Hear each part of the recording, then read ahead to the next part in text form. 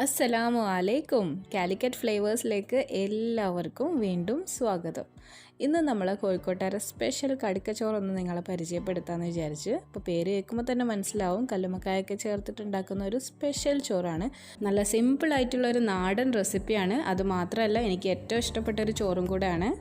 അപ്പോൾ തീർച്ചയായിട്ടും നിങ്ങൾക്ക് എല്ലാവർക്കും ഇഷ്ടമാവും. നമുക്ക് വേഗം പോയിട്ട് കടുക്കച്ചോറുണ്ടാക്കാം. അപ്പോൾ നമുക്ക് തുടങ്ങല്ലേ. ഞാനിപ്പോൾ ഇതാ 2 മീഡിയം സൈസിലുള്ള ഉള്ളി എടുത്ത് വെച്ചിട്ടുണ്ട്. പിന്നെ ഒരു വലിയ തക്കാളി എടുത്തിട്ടുണ്ട്. ചെറുതാണെങ്കിൽ ഒരു 1-1.5 എടുക്കാം കേട്ടോ. പിന്നെ ഒരു 4 പച്ചമുളക്, ഒരു ചെറിയ കഷ്ണം ഇഞ്ചി എടുത്തിട്ടുണ്ട്. പിന്നെ ഒരു 5 വെളുത്തുള്ളി എടുത്ത് വെച്ചിട്ടുണ്ട്, വെളുത്തുള്ളിൻ്റെ അല്ലി കേട്ടോ. പിന്നെ ഒരു 2-3 തണ്ട് കറിവേപ്പിൻ്റെ ഇല എടുത്തിട്ടുണ്ട്. ഇനി നിങ്ങളുടെ കയ്യിൽ മല്ലിയില ഉണ്ടെങ്കിൽ അതും കൂടി എടുക്കാം. പിന്നെ അതാ ഒരു കൈപ്പിടി ചുവന്നുള്ളി എടുത്തിട്ടുണ്ട്. നിങ്ങൾക്ക് വേണമെങ്കിൽ ഇതിൻ്റെ അളവ് കുറച്ച് കുറക്കാം കേട്ടോ. എനിക്കിതിൻ്റെ ടേസ്റ്റ് നല്ല ഇഷ്ടമായതുകൊണ്ട് ഞാൻ കുറച്ച് അധികം എടുത്തിട്ടുണ്ട്. പിന്നെ അതാ ഒരു 2 കപ്പ് തേങ്ങൻ്റെ പാലെടുത്ത് വെച്ചിട്ടുണ്ട്. അതായത് നമ്മൾ നല്ല കട്ടിപ്പാലും പിന്നെ വെള്ളം ചേർത്തിട്ട് എടുക്കുന്ന പാലും ഉണ്ടല്ലോ, അതും കൂടി മിക്സ് ചെയ്ത് വെച്ചതാണ്. അതായത് തേങ്ങൻ്റെ ആദ്യത്തെ പാലും പിന്നെ രണ്ടാമത്തെ പാലും കൂടി മിക്സ് ചെയ്തിട്ടാണ് എടുത്തിട്ടുള്ളത്. നമുക്ക് ആദ്യം ചോറിൻ്റെ പരിപാടിയൊക്കെ ഒന്ന് നോക്കാം.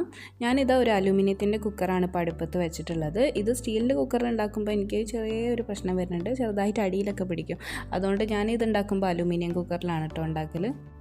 പക്ഷേ എന്നാലും ഇത് സ്റ്റീലിൻ്റെ കുക്കറിൽ ഉണ്ടാക്കാൻ പറ്റില്ല എന്നൊന്നും ഞാൻ പറയില്ല കേട്ടോ. വേണമെങ്കിൽ ഉണ്ടാക്കാം. നമ്മൾ ഫ്ലെയിമൊക്കെ ഒന്ന് ശ്രദ്ധിച്ചാൽ, ഫ്ലെയിമൊക്കെ ഒന്ന് ഹൈ ആക്കാതെ ലോ ഒക്കെ വെച്ചിട്ട് ഉണ്ടാക്കുകയാണെങ്കിൽ നല്ല സുഖമായിട്ട് ഉണ്ടാക്കിയെടുക്കാം. അപ്പോൾ നമ്മളെ കുക്കർ ഏതായാലും ഇവിടെ ചൂടായിട്ടുണ്ട്. ഇതിലേക്ക് ഞാനിപ്പം നെയ്യ് ഒഴിച്ചു കൊടുക്കുകയാണ്. ഇത് നമ്മുടെ നല്ല നെയ്യാണ് കേട്ടോ. അതായത് നമ്മൾ RKG മിൽമക്ക പോലുള്ള നെയ്യാണ്. ഇതൊരു ഏകദേശം ഒരു 3 ടേബിൾ സ്പൂൺ എടുത്തിട്ടുണ്ട്. പിന്നെ നിങ്ങൾക്ക് നെയ്യിൻ്റെ ടേസ്റ്റ് ഇഷ്ടമില്ലെങ്കിൽ വെളിച്ചെണ്ണയിലും ഉണ്ടാക്കാം. നെയ്യൊന്ന് ചൂടായിട്ടുണ്ട്. ഇനി ഇതിലേക്ക് വട്ടത്തിൽ അരിഞ്ഞെടുത്തിട്ടുള്ള നമ്മളെ ചുവന്നുള്ളി ചേർത്ത് കൊടുക്കുകയാണ്. അപ്പോൾ നമ്മളെ ചുവന്നുള്ളി ഇങ്ങനെ നെയ്യിലിട്ടിട്ട് നന്നായിട്ട് ഇങ്ങനെ മൂപ്പിച്ചെടുക്കുകയാണ്. ഗോൾഡൻ ബ്രൗൺ കളർ ഒന്നും ആവണ്ട, നന്നായിട്ടൊന്ന് താളി കിട്ടിയാൽ മതി. ഇനി ഇതിലേക്ക് നമ്മൾ നേരത്തെ എടുത്ത് വെച്ചിട്ടുള്ള നമ്മളെ തേങ്ങാപ്പാലുണ്ടല്ലോ, അത് ചേർത്ത് കൊടുക്കുകയാണ്. ഒരു 3.5 കപ്പ് തേങ്ങാപ്പാൽ. പിന്നെ ഇതിൻ്റെ കൂടെ തന്നെ ഒരു 3.5 കപ്പ് വെള്ളം കൂടി ചേർത്ത് കൊടുക്കുന്നുണ്ട്. പിന്നെ നമുക്ക് ആവശ്യത്തിനുള്ള ഉപ്പ് കൂടി ചേർത്ത് കൊടുക്കാം. അപ്പോൾ ഇതാ നമ്മളെ പാലും വെള്ളമൊക്കെ ഒന്ന് ഇവിടെ ചൂടായിട്ടുണ്ട്. നമ്മളെ ഭാഷയിൽ പറയാണ് വെള്ളം കാഞ്ഞിട്ടുണ്ട്. ഇനി ഇതിലേക്ക് നമുക്ക് അരി ചേർത്ത് കൊടുക്കണം. ഞാനിപ്പോൾ ഇവിടെ കുറുവ അരിയാണ് കേട്ടോ എടുത്തിട്ടുള്ളത്. എനിക്ക് ഏറ്റവും നന്നായിട്ട് നല്ല ടേസ്റ്റ് തോന്നിയിട്ടുള്ളത് കുറുവയിൽ ഉണ്ടാക്കുമ്പോഴാണ്. ഞാൻ മട്ട അരിയിലും ഉണ്ടാക്കി നോക്കിയിട്ടുണ്ട്. പിന്നെ ഇതിപ്പോൾ 2 കപ്പ് അരിയാണ് കേട്ടോ. നമ്മൾ 250 ml കപ്പിൽ 2 കപ്പ്, ഏകദേശം ഒരു 1/2 കിലോ ഉണ്ടാവും. അപ്പം 1 കപ്പ് അരിക്ക് ഒരു 3.5 കപ്പ് വെള്ളവും പാലും കൂടിയാണ് എടുത്തിട്ടുള്ളത്. ബിസ്മില്ല. ഇനി നമുക്ക് അരി അങ്ങോട്ട് ചേർത്ത് കൊടുക്കാം. അപ്പോൾ നിങ്ങൾ ഇനി റൈസ് കുക്കറിലാണ് ഉണ്ടാക്കണമെന്നുണ്ടെങ്കിൽ ഇത്രയും ചെയ്ത് നന്നായിട്ടൊന്ന് തിളപ്പിച്ചിട്ട് അടച്ചിട്ട് പിന്നെ റൈസ് കുക്കറിൽ ഇറക്കി വെച്ചാൽ മതി. ഇനി ഇത് നമുക്കൊന്ന് നന്നായിട്ട് ഇളക്കി കൊടുത്തിട്ട് നമ്മൾ പ്രഷർ കുക്കറിൻ്റെ മൂടിയിട്ടിട്ട് ഒരു വിസിൽ വരുത്താം. അപ്പോൾ ഫ്ലെയിം ഒരു മീഡിയം ടു ഹൈ ഫ്ലെയിമിൽ വെക്കാം. നിങ്ങൾ അടുപ്പിൻ്റെ ചൂട് കുറവാണെങ്കിൽ ഹൈ ഫ്ലെയിമിൽ വെക്കാം. അടുപ്പിന് നല്ല ചൂടാണെങ്കിൽ ഒരു മീഡിയം ഫ്ലെയിമിൽ വെച്ചിട്ട് ഒരു വിസിൽ വരുത്താം. ഇനി നമുക്ക് മസാലേൻ്റെ പരിപാടികളൊക്കെ നോക്കാം. അപ്പോൾ ഞാനൊരു അടികട്ടിയുള്ള പാത്രം ഇവിടെ അടുപ്പത്ത് വെച്ചിട്ടുണ്ട്. ഇതിലേക്ക് ഇനി ആവശ്യത്തിന് വെളിച്ചെണ്ണ ഒഴിച്ചു കൊടുക്കാം. ഇതിലേക്ക് ഇനി നമ്മൾ കായം തേച്ച് വെച്ചിട്ടുള്ള കടുക്ക ചേർത്തിട്ട് ഒന്ന് ചെറുതായിട്ട് റോസ്റ്റ് ചെയ്തെടുക്കണം. ഞാനിപ്പോൾ ഇവിടെ കുറച്ച് മുളക് പൊടിയും മഞ്ഞൾപ്പൊടിയും പെരിഞ്ചീരകവും കുറച്ച് ഉപ്പൊക്കെ ചേർത്തിട്ടാണ് മാരിനേറ്റ് ചെയ്തെടുത്തിട്ടുള്ളത്. നമ്മളെ കടുക്കപ്പ് ഏകദേശം റെഡി ആയിട്ടുണ്ട്. ഇത് നമുക്കൊരു പാത്രത്തിലേക്ക് മാറ്റി വെക്കാം. പിന്നെ ഇത് ഓവറായിട്ട് മൊരിയാത്ത രീതിയിൽ വേണം കേട്ടോ പൊരിച്ചെടുക്കാൻ, അല്ലെങ്കിൽ പിന്നെ ഇതിന് നല്ലൊരു ടേസ്റ്റ് കിട്ടില്ല. ഇനി നമ്മളെ പാനിലേക്ക് ചതച്ചെടുത്തിട്ടുള്ള ഇഞ്ചിയും വെളുത്തുള്ളിയും ചേർത്ത് കൊടുത്തിട്ട് ഒന്ന് മൂപ്പിച്ചെടുക്കാം. ആവശ്യമാണെന്ന് തോന്നുകയാണെങ്കിൽ കുറച്ചുകൂടി വെളിച്ചെണ്ണ ഒഴിച്ചു കൊടുക്കാം കേട്ടോ. ഇതിലേക്ക് ഇനി അരിഞ്ഞെടുത്തിട്ടുള്ള പച്ചമുളകും പിന്നെ നമ്മൾ ഉള്ളി ഒന്ന് ചെറുതായിട്ട് കൊത്തി അരിഞ്ഞിട്ടുണ്ട്, അതും കൂടെ തന്നെ കുറച്ച് ഉപ്പും ചേർത്തിട്ട് ഒന്ന് നന്നായിട്ട് താളിച്ചെടുക്കാം. ഈ സമയം തന്നെ നമുക്ക് കുറച്ച് കറിവേപ്പിൻ്റെ ഇലയും മല്ലിച്ചപ്പ് ഉണ്ടെങ്കിൽ അതും കൂടി ചേർത്തിട്ട് താളിച്ചെടുക്കാം. നമ്മളെ ഉള്ളിയൊക്കെ ഇപ്പോൾ റെഡി ആയിട്ടുണ്ട്. ഇനി അടുപ്പിൻ്റെ ചൂടൊന്ന് നന്നായിട്ട് കുറച്ച് വെച്ചിട്ട് നമുക്ക് കുറച്ച് മസാലപ്പൊടികളൊക്കെ ചേർത്ത് കൊടുക്കണം.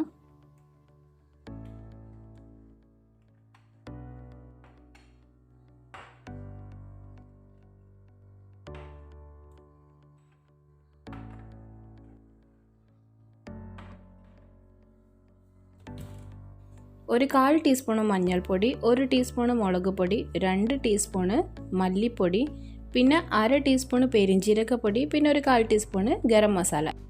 ഇത്രയും ചേർത്തിട്ട് നമുക്ക് ചെറുതായിട്ടൊന്ന് മൂപ്പിച്ചെടുക്കാം. ഇനി ഈ തക്കാളി കഷ്ണങ്ങളും കൂടി ചേർത്തിട്ട് നന്നായിട്ടൊന്ന് താളിച്ചെടുക്കാം. അപ്പോൾ നമ്മൾ കടുക്കച്ചോറിൻ്റെ മസാലയൊക്കെ ഇപ്പോൾ ഏകദേശം റെഡി ആയിട്ടുണ്ട് കേട്ടോ. ഇനി നമ്മൾ പൊരിച്ച് വെച്ചിട്ടുള്ള കടുക്കയും കൂടി ചേർത്തിട്ട് ഒന്ന് മിക്സ് ചെയ്തെടുക്കാം. ഇനി നമുക്ക് അടുപ്പ് ഓഫ് ചെയ്തേക്കാം. ഇതിൻ്റെ ഇടയിൽ നമ്മളെ ചോറ് അവിടെ റെഡി ആയിട്ടുണ്ട് കേട്ടോ. ഒരു വിസിൽ വന്നപ്പോൾ ഞാൻ ഓഫ് ചെയ്ത് വെച്ചിട്ടുണ്ട്. അപ്പോൾ നമ്മളെ മസാല ഏകദേശം റെഡി ആയിട്ടുണ്ട്. ഇനി ഇതിലേക്ക് ഒരു 2 ടേബിൾ സ്പൂണ് തൈരാണ് ഞാൻ ചേർത്ത് കൊടുക്കുന്നത്. ഇതിപ്പോൾ പുളിയില്ലാത്ത തൈരാട്ടോ, അധികം പുളിയില്ലാത്ത തൈരായതുകൊണ്ടാണ് 2 ടേബിൾ സ്പൂൺ ചേർക്കുന്നത്.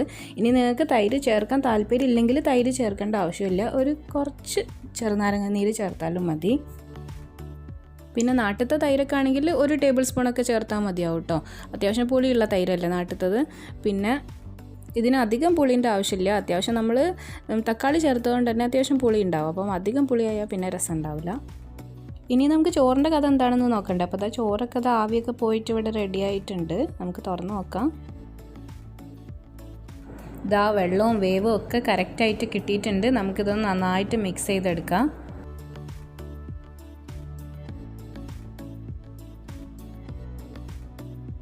ഇനി ഇത് നമുക്ക് നേരെ നമ്മളെ മസാലയിലേക്ക് അങ്ങോട്ട് ചേർത്ത് കൊടുക്കാം. ഇതിൽ വെള്ളമൊന്നും ഉണ്ടാവില്ല കേട്ടോ. വെള്ളവും വേവൊക്കെ കറക്റ്റ് ആയിരിക്കും. നമുക്ക് വാർത്തിയെടുക്കാൻ, നമ്മൾ സാധാരണ ചോറ് വെക്കണ പോലെ ചോറിന് വെള്ളം വാർത്തിയെടുക്കാനൊന്നും ഉണ്ടാവില്ല, കറക്റ്റ് തന്നെ ആയിരിക്കും. കണ്ടോ നമ്മളെ കുക്കർ, ഇതിൻ്റെ അടിയിലൊന്നും പിടിച്ചിട്ടില്ല, കറക്റ്റാണ്. വെള്ളവും വേവും ഒക്കെ കറക്റ്റായിട്ട് കിട്ടിയിട്ടുണ്ട്. അപ്പോൾ നമ്മൾ മുഴുവൻ ചോറും മസാലയിലേക്ക് മിക്സ് ചെയ്തെടുത്തിട്ടുണ്ട്. നല്ല തേങ്ങാപ്പാലിലൊക്കെ വെച്ചുകൊണ്ട് തന്നെ ഇതിൻ്റെ ഒരു ഫ്ലേവർ ശരിക്കും പറഞ്ഞറിയിക്കാൻ കഴിയില്ല. നിങ്ങൾ ഒരു പ്രാവശ്യമെങ്കിലും ഒന്ന് ഉണ്ടാക്കി നോക്കണം. ഇതിൻ്റെ ഒരു ടേസ്റ്റ് കഴിച്ചിട്ട് തന്നെ അറിയണം, പറഞ്ഞറിയിക്കാൻ എനിക്ക് പറ്റില്ല. പിന്നെ ഒരു ചെറിയ കാര്യം പറയാൻ വിട്ടുപോയിട്ടുണ്ട്. നമ്മൾ ഇതിൽ കടുക്കൻ്റെ വെള്ളം കൂടി ചേർക്കേണ്ടതുണ്ട്. നമ്മൾ സാധാരണ ഉണ്ടാക്കുമ്പോൾ കടുക്കൻ്റെ വെള്ളം കൂടി ചേർത്തിട്ടാണ് ഉണ്ടാക്കുക. പക്ഷേ എൻ്റെ കയ്യിലിപ്പം കടുക്കൻ്റെ വെള്ളം ഇല്ല, അതുകൊണ്ടാണ് കേട്ടോ ചേർക്കാഞ്ഞത്.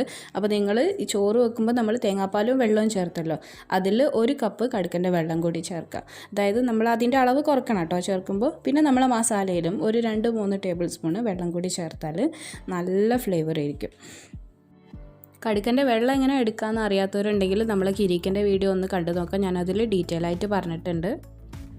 ഇനിയിപ്പോൾ പ്രത്യേകിച്ച് പരിപാടികളൊന്നുമില്ല. നമ്മളെ ചോറ് ഇവിടെ ഒരു 5 മിനിറ്റ് ഇങ്ങനെ ദമ്മിൽ കിടന്നിട്ട് ഒരു ചെറിയ തീയിൽ, എന്നിട്ട് നമുക്ക് വിളമ്പാം. പിന്നെ ഇതിന് നമ്മൾ സാധാരണ ബിരിയാണിൻ്റെ ചോറ് അല്ലെങ്കിൽ സാധാരണ ചോറിൻ്റെ പോലെയുള്ള ഒരു ടെക്സ്ചർ പ്രതീക്ഷിക്കരുത്. ഒരു ചെറിയൊരു സ്റ്റിക്കിനെസ് ഒക്കെ ഉണ്ടാവും. അതുതന്നെയാണ് ഇതിൻ്റെ ഒരു ടേസ്റ്റും. ഇതിപ്പോൾ ഒരു 4-5 ആൾക്ക് കഴിക്കാനുള്ള ചോറിൻ്റെ അളവാണ് കാണിച്ചിട്ടുള്ളത്. അപ്പോൾ നിങ്ങൾക്ക് ഈ റെസിപ്പി ഇഷ്ടമായെങ്കിൽ തീർച്ചയായിട്ടും ഒന്ന് ട്രൈ ചെയ്ത് നോക്കണം. കല്ലുമ്മക്കായൊക്കെ ഇഷ്ടമുള്ളവരാണെങ്കിൽ എന്തായാലും ഒന്ന് ഉണ്ടാക്കി നോക്കണം. അത് മാത്രം പോരാ, നിങ്ങളെ ഫീഡ്ബാക്കും കൂടി അറിയിക്കണം. അപ്പോൾ ഇൻഷാ അല്ലാഹ് ഞാൻ അടുത്ത റെസിപ്പി ആയിട്ട് കാണാം. അസ്സലാമു അലൈക്കും.